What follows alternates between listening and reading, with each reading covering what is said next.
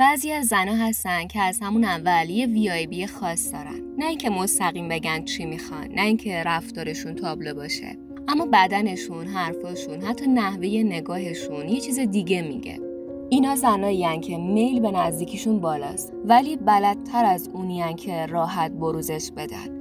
پس تو باید نشونه ها رو بفهمی، نه برای اینکه سوء استفاده کنی، برای اینکه اشتباه برداشت نکنی. چون اگه مردی باشی که این زبان بی زبونی رو بلد نباشی، یا زیادی جلو میری و خرابش میکنی، یا اونقدر عقب میمونی که فرصت از دستت میره. نشونه اول، تماس چشمی طولانی تر از حد معمول. اون زن وقتی داره باهات حرف میزنه نگاهشو نگه میداره، نه برای نشون دادن ادب، برای اینکه ببینه تو حواست هست یا نه. نگاهش سنگین نیست، اما یه چیزی تو اون نگاه هست که ناخودآگاه میگه اگه بفهمی چی تو سرمه شاید نزدیکتر بیای. نشونه دوم، شوخیای بدنی ولی کاملا طبیعی. یه ضربه کوچیک به بازوت وقتی میخنده، یه لمس سریع موقع عبور، یا حتی نشستن خیلی نزدیکتر از حد معمول. اینا همشون یه چیز میگن. اون از فضای فیزیکی نمیترسه، برعکس داره فضا رو باز میذاره. نه بی‌ادبانه، نه بی‌پروا، فقط یه جوری که بفهمی راحت شه. و یه زن وقتی با فاصله راحت نباشه هیچ وقت نزدیک نمیشه. نشونه سوم، استفاده زیاد از وی لمسی توی حرفاش. وقتی یه زن شروع میکنه از کلمه‌هایی مثل حسش خوبه، لمسش قشنگه، وی داره، توی حرفاش استفاده میکنه، یعنی داره ناخودآگاه با کلمات فضا میسازه. نه که مستقیم بخواد چیزی بگه، ولی ذهنش اونجاست و وقتی ذهن اونجا باشه بدنش یه جاهایی اینو نشون میده. فقط باید بلد باشی بخونی. نشونه چهارم، حواسش به ظرافت‌های بدنت هست. اگه گفت چقدر ریلکس نشستی، این مدل حرف زدنت خواسته، چشمات یه وی عجیبی داره، یا حتی گفت با این صدا میتونی خیلی‌ها رو ببری، بدون که داره جزئیات فیزیکی تو رو اسکم میکنه. نه از روی احترام، از روی کشش. این زنا نمیخوان یه رابطه سرد و خنثی داشته باشن. اونا از لمس، گرما، نزدیکی خوششون میاد. ولی دنبال کسی هن که بفهمه، نه کسی که عجله کنه. بعضی چیزا گفتنی نیست، فقط حس میشن. زنایی هستن که خودشون هم نمیگن دقیقاً چی میخوان، ولی اگه مردی باشی که بلد باشه وی رو بخونه، خیلی واضح تر از هر کلمه‌ای میتونی بفهمی اون زن کشش داره. خیلی هم زیاد. نشونه پنجم، بازی با مو، لب یا زیورالات. وقتی یه زن وسط حرف زدن با تو مدام با موهاش بازی میکنه، با انگشت حلقشو میچرخونه یا لبشو میگزه، این یعنی ذهنش آروم نیست. داره ناخودآگاه روی بدنش تمرکز میکنه. یعنی داره تلاش میکنه جذاب به نظر بیاد، اما نه از روی خودآگاه. این رفتارا پر از کشش جنسی پنهانن. نشونه ششم، علاقه به فضای خصوصی بدون اینکه مستقیم بگه. زنایی که میل بالا دارن فضای شلوغ، جمع، کافی شاپ‌های پر سر و صدا رو خیلی انتخاب نمی‌کنن. میگن بریم یه جای آروم‌تر، یا خیلی ساده قبول می‌کنن توی محیط خلوت‌تر باشن بدون استرس. اگه دیدی یه زن به راحتی کنار تو توی فضای خونه یا یه محیط بسته آروم میگیره، بدون که سطح اعتمادش بالاست و این اعتماد معمولاً با کشش فیزیکی همراهه. نشونه هفتم، لحن صدا و نحوه پاسخ دادن. وقتی تو حرف میزنی اون با یه لحن پایین و نرم جواب میده. تو رو وسط حرفت قطع نمیکنه. سکوت بینتون براش آزاردهنده نیست. حتی وقتی حرف خاصی نیست. فقط حضور بینتون براش کافیه.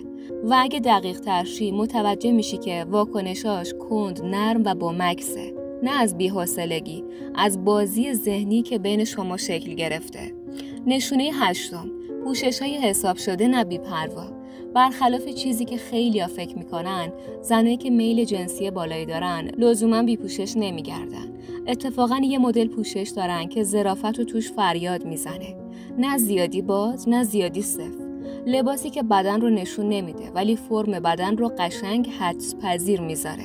اینجا ماجرا برمیگرده به ذهن، چون این زن نمیخواد مستقیم دعوتت کنه، میخواد تو بفهمی و اگه فهمیدی و درست رفتار کردی خودشون فاصله رو کم میکنه.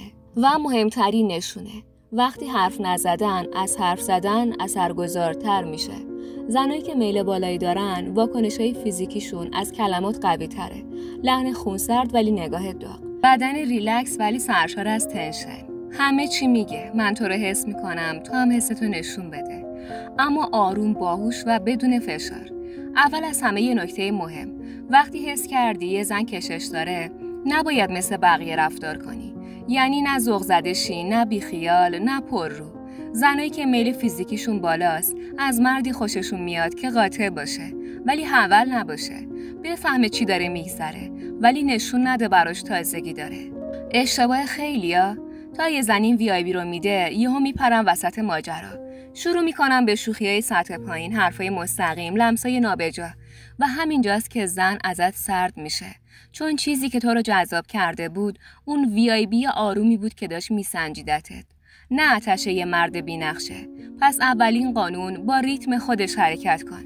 اگه آرومتر حرف میزنه تو تون نرو، اگه نگاهش رو نگه میداره فقط با چشمت جواب بده، نه با دستت. دومین قانون، تنشن رو بساز ولی منفجرش نکن. مثلا یه لحظه خیلی کوتاه نگاهت بره سمت لبش، بعد دوباره به چشماش برگردی.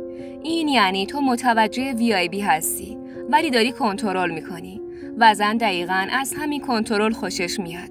سومین قانون، لمسات باید واکنشی باشن، نه تهاجمی. یعنی اگه دیدی خودش دستشو گذاشت روی دستت میتونی لمس رو ادامه بدی، ولی اگه هنوز ازت فاصله داره تو نباید وارد حریمش شی. زن باید حس کنه که داره خودش نزدیک میشه، نه اینکه تو بهش حمله کردی. چهارمین قانون، بیشتر حس بساز تا حرف. یه مرد واقعی لازم نیست همه چی رو توضیح بده. بعضی VIP‌ها با سکوت ساخته میشن. اگه فضا داره سنگین میشه لازم نیست شوخی کنی تا از زیر بارش در بری. تو فقط بمون تو فضا، نگاهت رو نگه دار، حالت بدنتو حفظ کن، بذار اونم حس کنه که داره ذوب میشه، نه فقط تو. پنجمین قانون، یه قدم عقب‌تر جذاب‌تر از 2 قدم جلوست. اگه دیدی فضا خیلی داغ شده خودتو عقب بکش، نه برای اینکه سرد شی، برای اینکه تنشن بمونه. زن وقتی احساس کنه همه چی راحت در اختیارشه جذابیت تو کم میشه. و در نهایت زنایی که میل دارن دنبال مردین که اونا رو بفهمه، نه مردی که از VIPشون سوء استفاده کنه. اگه تا اینجا اومدی یعنی میدونی فرق زنایی که فقط مهربونن با زنایی که یه کشش درونی واقعی دارن چیه. میدونی که یه زن داره با نگاهش حرف میزنه، با رفتارش چراغ سبز میده، ولی بلد نیستی هنوز درست باش رفتار کنی. همه چیز به یه کلمه خلاصه میشه، اقتدار. اقتدار یعنی که بفهمی چی داره میگذره ولی تو بازی حل نشی. تو با VIP زن میری جلو، اما با ارزش خودت، نه برای اینکه تایید بگیری، برای اینکه ببینی واقعا اون زن ارزش داره واردش شی یا نه. ببین، زنایی که میل بالایی دارن اگه حس کنن تو هم سطحی خودشون میان جلو، ولی اگه حس کنن دنبال تایید و تماس و فرصت گرفتن هستی، همونقدر که سریع جذب شدن سریعتر عقب میکشن. تو مردی هستی که جذابترین ویژگیت کنترلته، نه کنترل زن، کنترل خودت. این که بتونی وسط اون فضای داغ آروم باشی، حرف نزنی ولی سنگین باشی، نگاه کنی ولی با نگاهت بهش بگی من میتونم نزدیک شم، ولی تو هم باید بخوای. و اینجاست که اتفاق میافته، اون زن خودش نزدیک میشه، نه از سر ضعف، از سر کششی که نمیتونه جلوش مقاومت کنه. چون تو اون مردی هستی که عجله نداره، اما همه چی تو بلد منتقل کنه، بی کلمه، بی اجبار، فقط با VIP. وقتی به یه زن نشونه میده، وقتی نگاهش، لحنش، نزدیک شدنش داد میزنه که یه چیزی بینتون هست، بیشتر مردا همینجا گم میشن، ذوق زده میشن، عجله میکنن، دنبال نتیجه میرن. ولی مرد واقعی آروم میمونه، چون اون میدونه هر چیزم بیشتر میل داشته باشه حساس‌تر میشه به این که چجوری باهاش رفتار میکنی. توی این نقطه یه حرکت اشتباه، یه شوخی بیجا، یه تماس نابجا، یه نگاه حریص میتونه همه چی رو خراب کنه. ولی اگه بلد باشی فشار رو نگه داری، تنشن رو نگه داری، اگه بذاری اون زن خودش ادامه بده، تو داری یه VIP جدید براش میسازی، یه تجربه که با هیچ مرد دیگه ای نداشته. و باور کن، زنایی که میل بالا دارن اگه حس کنن با یه مرد متفاوت طرفن، اگه بفهمن اون مرد برای خودش حد داره، سرعت داره، کنترل داره، خودشون میان جلو. نه فقط فیزیکی، ذهناً، حسی، با تمام وجود. چون اون لحظه تو فقط یه مرد جذاب نیستی، تو تبدیل شدی به انتخابی که نمیتونه ازش بگذره. یادت باشه زنها ممکنه با VIP مردا بازی کنن، ولی فقط به اون مردی بله میگن که بلد باشه بازی رو مدیریت کنه. اگه این ویدیو برات مفید بود، الان وقتشه یه کامنت مردونه بذاری. کدوم یکی از این نشونه ها رو تجربه کردی؟ کی فهمیدی یه زن داره فقط با VIP همه چی رو بهت میگه؟ و اون لحظه چه واکنشی نشون دادی؟ لایک و سابسکرایب رو فراموش نکن، چون ویدیو بعدی ممکنه دقیقاً ادامه همین ماجرا باشه، فقط با یه سطح بالاتر.